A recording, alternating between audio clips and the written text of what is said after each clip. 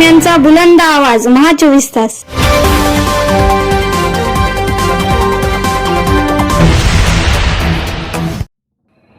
बातमी येते नांदेडमधून। पाणी पातळी कालावधीत कृषी पंपासाठी 24 तास वीज पुरवठा देण्याच्या मागणीसाठी शेतकऱ्यांचे जलसमाधी आंदोलन। नांदेड जिल्ह्यातील उमरी तालुक्यातील शेतकरी 24 तास वीज पुरवठा देण्याच्या मागणीसाठी आक्रमक झाले आहेत। इसापूर धरणातील पाणी नांदेडच्या उमरी तालुक्यातील हिरडगाव परिसरात हिरडगाव येथे शेकडो शेतकऱ्यांनी हे पाणी कॅनलद्वारे येत असते, परंतु हे पाणी शेती पिकांना देण्यासाठी वीज पुरवठा नाही। पाण्याअभावी शेकडो हेक्टरवरील ऊस यासह इतर पिके करपून जात आहेत। त्यामुळे पाणी पातळी कालावधीत कृषी पंपासाठी 24 तास वीज पुरवठा देण्यात यावा या मागणीसाठी हिरडगाव येथील शेकडो शेतकऱ्यांनी जलसमाधी आंदोलन केले। या शेतकऱ्यांनी महावितरण कंपनीसह जिल्हा प्रशासनाकडे अनेक वेळा निवेदन दिले आहेत, परंतु या शेतकऱ्यांना अद्याप 24 तास वीज पुरवठा देण्यात आला नाही।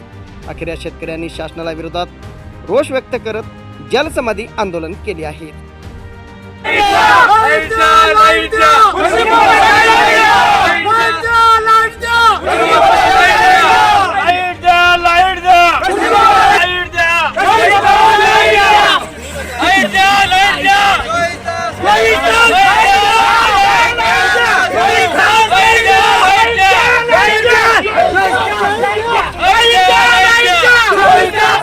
प्रशासनाला माझी विनंती आहे की हिरडगाव क्षेत्रामध्ये बोगदा वाघाळा ते गोरठा ते वाघाळा मेन कॅनल, त्या कॅनलवरती हिरडगावचं जे आहे ते बोगद्यातून सिंचन ओपन विहिरीवरती मोटारी बसलेले आहेत। गव्हर्नमेंटनं प्राधान्य दिलेलं आहे त्यांना, आणि प्राधान्य दिल्यानंतर जे पाळी कालावधी असते त्या कालावधीमध्ये 8च दिवस पाणी कालावधी राहते। पण आम्हाला विद्युत प्रवाहाचा एवढी मोठी अडचण आहे की आमचं अतोनात या ठिकाणी शेतकऱ्यांचं नुकसान होते।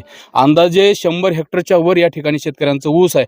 आम्हाला नाईलाज असतो, गेल्या 2 वर्षापासून आपण सातत्यानं आमचा शेतकरी महावितरण व्यवस्थेला अर्जबाजारी करून, विनंती करून, मोबाईलवर, ध्वनीवर, सगळ्या गोष्टी भ्रमणध्वनीवर संपर्क करून, अधिकाऱ्याशी संपर्क करून देखील अधिकारी आम्हाला प्रतिसाद देत नाहीत। गेल्या अनेक दिवसापासून 8 ते 10 दिवसापासून माननीय जिल्हाधिकारी साहेबांना आम्ही निवेदन दिले की साहेब आम्हाला नाईलाज असतो, शेतकऱ्यांना आम्हाला आता जलसमाधी घेतल्याशिवाय पर्याय नाही।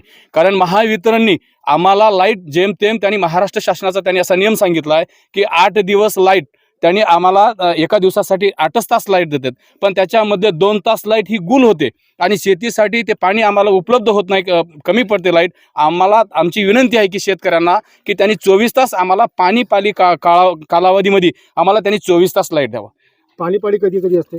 पाणी कालावधी महिन्यातून 8 दिवस असते, दर महिन्याला एकदा असते।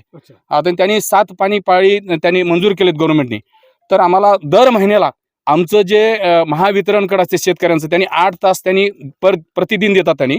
तर 8 दिवसात 8 तास दिल्यानंतर 8 तास येते, दिवसा येतात की रात्री? नाही, रात्रीला येते ना। 12:30 ते 12:30 1:30 कधी कधी लाईट टाकतात त्यांनी। 1:30 आम्हाला शेतकऱ्याला आम्हाला जावं लागते, दांडावर जावं लागते, पाणी द्यावं लागते आम्हाला। साप आहे, इचुकीडा, ह्या सगळ्या गोष्टी काही झालं तर प्रशासन काय दखल घेणार आहे मला सांगा तुम्ही? आम्ही अनेक वेळा प्रशासनाकडे गेलोय, विद्यमान कलेक्टर साहेबांना सुद्धा त्यांनी सुद्धा लक्ष घातलं। पाणी पाळीच्या काळामध्ये तुम्हाला 8 तास वीज हे परवडत नाही, तुम्हाला जास्तीत जास्त 24 तास आम्हाला 24 तास लाईट द्यायला पाहिजे। 24 तास जरी नाही दिली तर त्यांच्यातली कमीत कमी तरी 20 तास तरी दिलं तरी बी आम्हाला ते आवश्यक आहे। कारण ते 7च दिवस पाणी येते। इसापूर धरणाचं जे पाणी आहे ते 7च दिवसासाठी पाणी येते, त्याच्यानंतर आम्हाला लाईटची काही उपयोग नाही। कारण 8 दिवस दिल्यानंतर महिन्यामध्ये आम्हाला 8×24 240 तास त्या ठिकाणी आम्हाला लाईट येते, आणि त्याच्यानंतर आम्हाला पुन्हा येच होईना। आणि त्यांनी दिले फक्त 56 तास आम्हाला। 56 तासामध्ये आमचं एका हप्त्यामध्ये भिजून होते काय?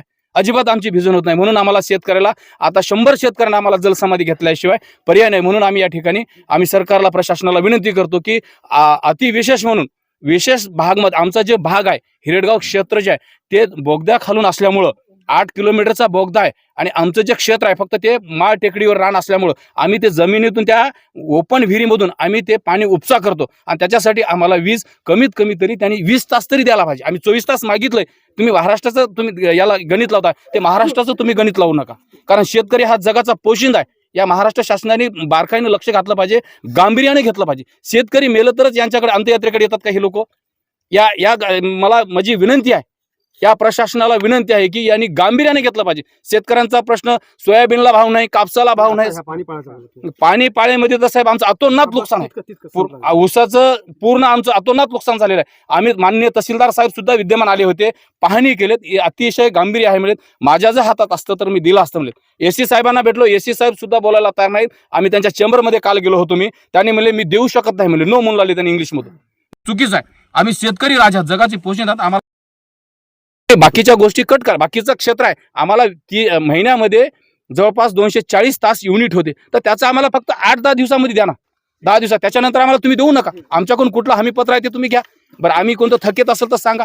आम्ही तुमच्या प्रशासनाच्या कुठल्या अधिकाऱ्याला आम्ही उद्धट बोललोय काय नाही हेही सांगा. पण आम्ही तुमच्याशी प्रेमानं वागत असं तर शेतकऱ्यांशी तुम्ही वागलं पाहिजे, हे आमचं रास्त मागणं आहे. ओके.